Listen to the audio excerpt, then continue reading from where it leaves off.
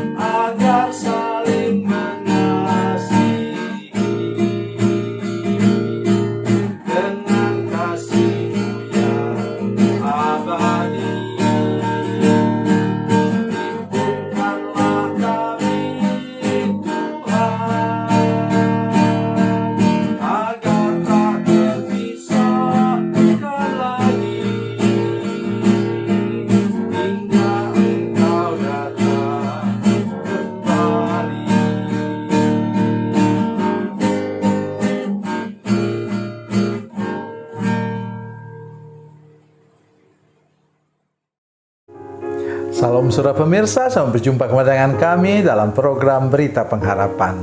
Saudara pemirsa, hari ini saya ingin mengajak kita merenungkan sesuatu yang tidak biasa.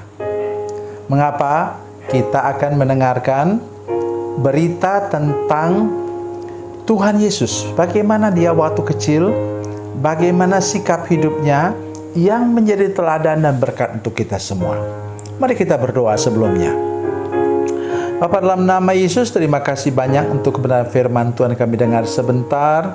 Berkati kami semua, tolong kami untuk mengerti kasih dan anugerah Tuhan dalam hidup kami, dan bawa kami untuk mengalami lagi Tuhan hal-hal luar biasa bersama dengan Tuhan, dan menjadi seperti Yesus pada waktu dia kecil. Dia menjadi orang yang taat kepada orang tuanya dan dikasihi oleh Tuhan dan juga sesama manusia. Terima kasih Tuhan, dalam nama Yesus, haleluya, amin. Saudara pemirsa, mari kita baca Alkitab kita dari Perjanjian Baru, Injil Lukas pasal 2 ayat 51 dan 52. Lukas pasal 2, 51 dan 52, demikian bunyi firman Tuhan. Lalu ia pulang bersama-sama mereka ke Nazaret, dan ia tetap hidup dalam asuhan mereka, dan ibunya menyimpan semua perkara itu dalam hatinya. Dan Yesus makin bertambah besar dan bertambah hikmatnya dan besarnya, dan makin dikasihi oleh Allah dan manusia. Ini peristiwa apa saudara sekalian? Peristiwa Yesus tertinggal di Yerusalem. Waktu dia dibawa orang tuanya ke sana pada umur 12 tahun. Umur 12 tahun itu ialah masa di mana orang disebut sebagai akil balik dalam kebudayaan Yahudi. Saudara sekalian, dia dibawa ke sana Kemudian pulang, dia tertinggal karena dia sedang berdiskusi dengan para pemimpin di bait Allah itu, imam dan ahli Taurat. Mereka kagum melihat kecerdasannya. Tetapi kemudian setelah dia ketemu dengan orang tuanya, dia dibawa pulang ke Nazaret. Dan mulai disitulah saudara sekalian, kita tidak menemukan jejak Yesus. Karena apa? Mulai dari hari itu saudara sekalian terjadilah bahwa dia tidak muncul sampai dia mulai melayani Tuhan pada umurnya 30 tahun. Jadi 30 dikurang 12 sama dengan 18. 18 tahun itu apa yang terjadi? 18 tahun itulah dia, ayahnya meninggal, Yusuf, kemudian ayah manusianya meninggal, kemudian dia bekerja keras seperti ayahnya menjadi tukang kayu.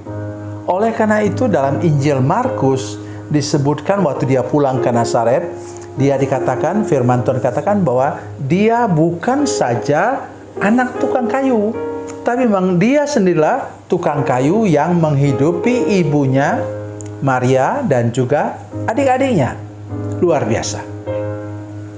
Oleh sebab itu, mari kita belajar hari ini bagaimana sikap etika dan moral Yesus secara manusia, pola dan gaya hidup Yesus secara manusia, dan juga tutur kata dan tingkah lakunya secara manusia yang luar biasa menjadi berkat bagi semua orang, sehingga dikatakan dalam bagian ayat 52 bagian akhir, dan makin dikasihi oleh Allah dan manusia. Manusia itu terutama siapa? Sesama tukang kayu. Mereka dengar Yesus udah bekerja keras sedemikian rupa, dia tidak pernah komplain. Dia bilang, aduh, kerja begini, gajinya cuma segini. Tidak ada. Jadi itulah yang menjadi contoh bagi kita sekarang. Jangan menjadi tukang komplain, tukang mengeluh, tukang bersungut, sehingga kita nanti binasa di jalan seperti umat Tuhan. Seluruh umat Tuhan yang berusia 12 tahun ke atas mati binasa semuanya di padang gurun. Oleh karena apa? Oleh karena sikap hati mereka yang tidak tahu bersyukur. Coba saudara bayangkan, satu yang ayat saya mau nangis kalau saya baca. Kalau saya Tuhan, mungkin saya sudah nangis. Mengapa? Alkitab katakan, nanti silakan baca dalam Mazmur 78 ayat 25. Dikatakan di sana bahwa mana itu yang masak itu, yang menyiapkan itu malaikat, sehingga disebut sebagai roti malaikat. Karena itu datangnya dari atas seperti hujan jatuh ke bumi. Ya. Apa kata umat Tuhan? Akan makanan yang hambar ini kami sudah bosan. Sudah bukan hanya bosan, sudah muak katanya. Aduh, saya merasa seperti ditampar itu. Mendengar kata-kata itu. Nanti saudara silakan cari sendiri dalam kitab Bilangan. Ya.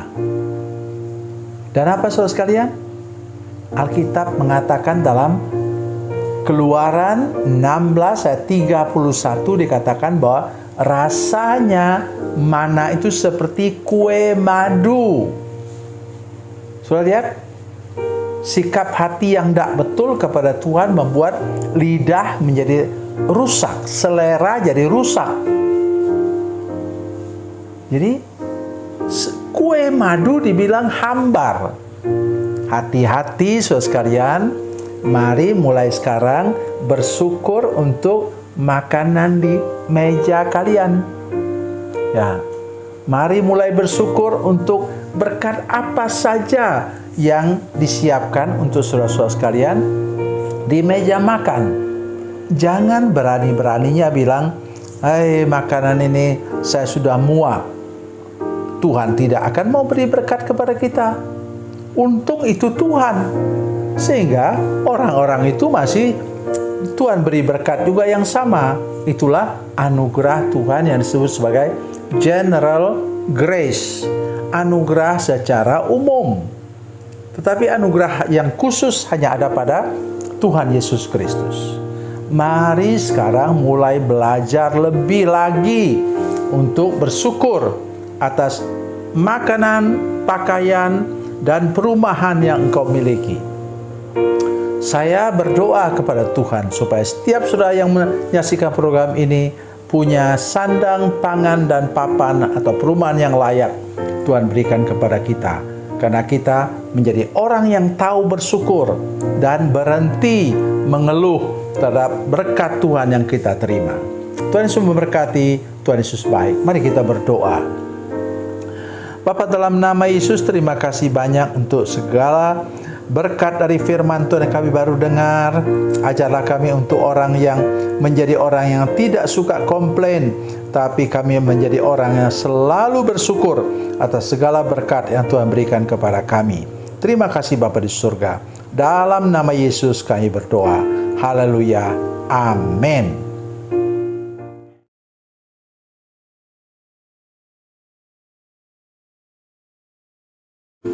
Salam saudara pemirsa, mengakhiri program ini saya mohon kepada saudara-saudara pemirsa sekalian untuk bila saudara menyaksikan program ini melalui channel YouTube, maka tekan subscribe dan bunyikan lonceng.